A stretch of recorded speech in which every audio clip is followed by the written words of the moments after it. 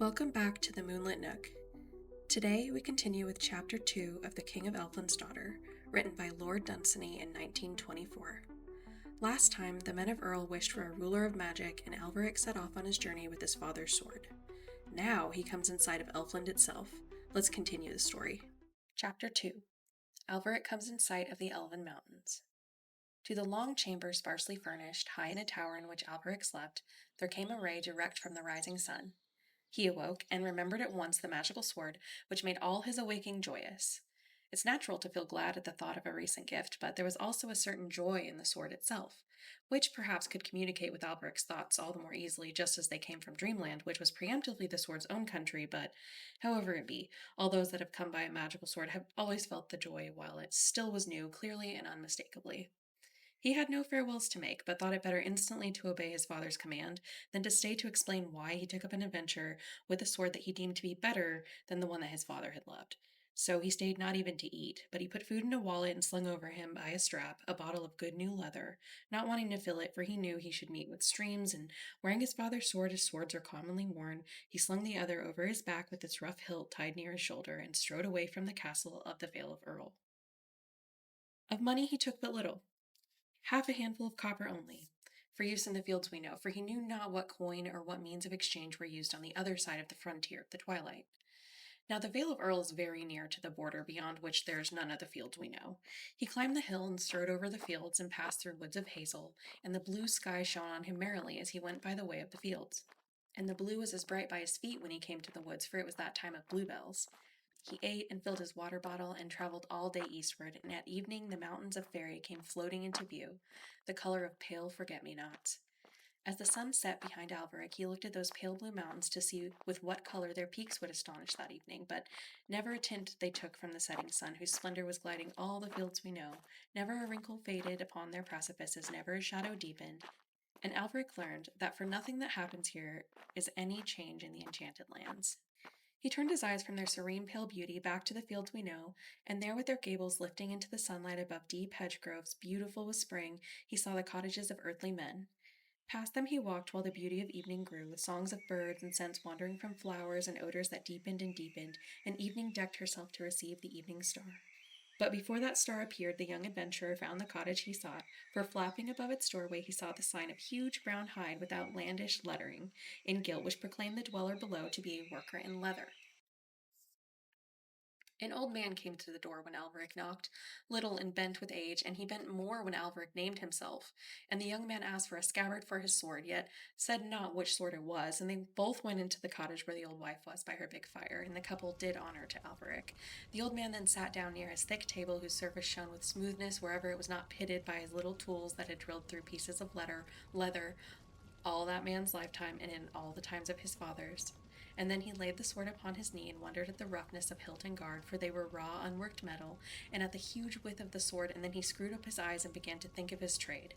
And in a while he thought about what must be done, and his wife brought him a fine hide, and he marked it on 2 pieces as wide as the sword and a bit wider than that. And any questions he asked concerning that wide bright sword, Alveric somewhat parried, for he wished not to perplex his mind by telling him all that it was. He perplexed that old couple enough a little later when he asked them for lodging that night, and this they gave him with as many apologies as if it were they who had asked a favor, and they gave him a great supper out of their cauldron in which boiled everything that the old man had snared. But nothing that Alveric was able to say to them prevented them from giving up their bed to him and preparing a heap of skins for their own night's rest by the fire. And after their supper the old man cut the 2 wide pieces of leather with a point at the end of each, and began to stitch them together on each side. And then Alveric began to ask him of the way, and the old leather worker spoke of north and south and west, and even of northeast. But of east or southeast he spoke never a word. He dwelt near the very edge of the fields we know, yet of any hint of anything lying beyond them he or his wife said nothing. Where Alveric's journey lay upon the morrow, they seemed to think the world ended. And pondering afterwards in the bed they gave him, all that the old man had said, Alveric sometimes marveled at his ignorance, and yet sometimes wondered if it might have been skill by which those 2 had avoided all the evening any word of anything lying to the east or southeast of their home. He wondered if in its early days the old man might have gone there, but he was unable even to wonder what he had found there if he had gone. Then Alveric fell asleep, and dreams gave him hints and guesses of the old man's wanderings in Fairyland, but gave him no better guides than he'd already, and these were the pale blue peaks of the Elven Mountains. The old man woke him after he'd slept long. When he came to the day room, a bright fire was burning there, and his breakfast was ready for him and the scabbard made, which fitted the sword exactly. The old people waited on him silently and took payment for the scabbard, but would not take aught for their hospitality. Silently they watched him rise to go, and followed him without a word to the door, and outside it watched him still, clearly hoping that he would turn to the north or west. But when he turned and strode for the elven mountains, they watched him no more, for their faces never turned that way. And though they watched him no longer, yet he waved his hand in farewell, for he had a feeling for the cottages and fields of these simple folk, such as they had not for the enchanted lands. He walked in the sparkling morning through scenes familiar from infancy. He saw the ruddy orchid flowers early, reminding the bluebells they were just past their prime. The small young leaves of the oak were yet a brownish yellow. The new beech leaves shone like brass where the cuckoo was calling clearly, and a birch tree looked like a wild woodland creature that had draped herself in green gauze. On favored bushes there were buds of May. Alveric said over and over to himself farewell to all these things. The cuckoo went on calling, but not for him. And then as he pushed through a hedge into a field untended, there suddenly closed before him in the field was, as his father once had told, the frontier of twilight. It stretched across the fields in front of him, blue and dense like water, and things seen through it seemed misshapen and shining. He looked back once over the fields we know. The cuckoo went on calling unconcernedly.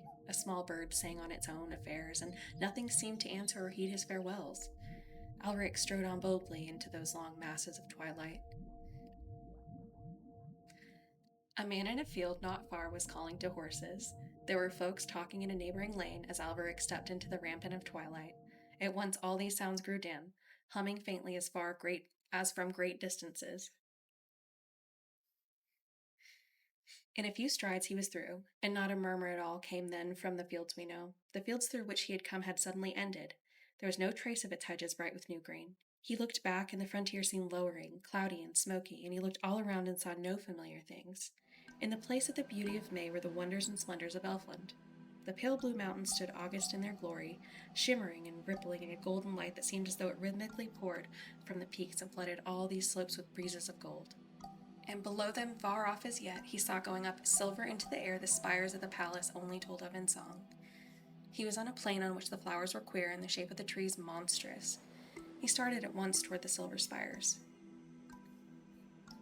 To those who may have wisely kept their fancies within the boundary of the fields we know, it's difficult for me to tell of the land to which Alveric had come, so that in their minds they can see the plain with its scattered trees, and far off the dark wood out of which the palace of Elfland lifted those glittering spires, and above them and beyond them were a serene range of mountains whose pinnacles took no color from any light we see. Yet it is for this very purpose that our fancies travel far, and if my reader through fault of mine failed to picture the peaks of Elfland, my fancy had better have stayed in the fields we know. Known then that in Elfland are colors more deep than in our fields, and the very air there glows with such deep elucency that all things there seem to have something of the look of our trees and flowers, in June reflected in water. And the color of Elfland in which I despaired to tell may yet be told, for we have hints of it here. The deep blue of the night in summer, just as the gloaming has gone. The pale blue of Venus, flooding the evening with light. The deeps of lakes in the twilight, all these are hints of that color. And while our sunflowers carefully turn to the sun, some forefather of the rhododendrons must have turned a little toward Elfland, so that some of that glory dwells with them to this day. And above all, our painters have had many glimpses of that country, so that sometimes in pictures we see a glamour too wonderful for our fields. It is a memory of theirs that intruded from some old glimpse of that pale blue mountain while they sat at easels painting the fields we know. So Alveric strode on through the luminous air of that land whose glimpses dimly remembered are inspirations here. And at once he felt less lonely.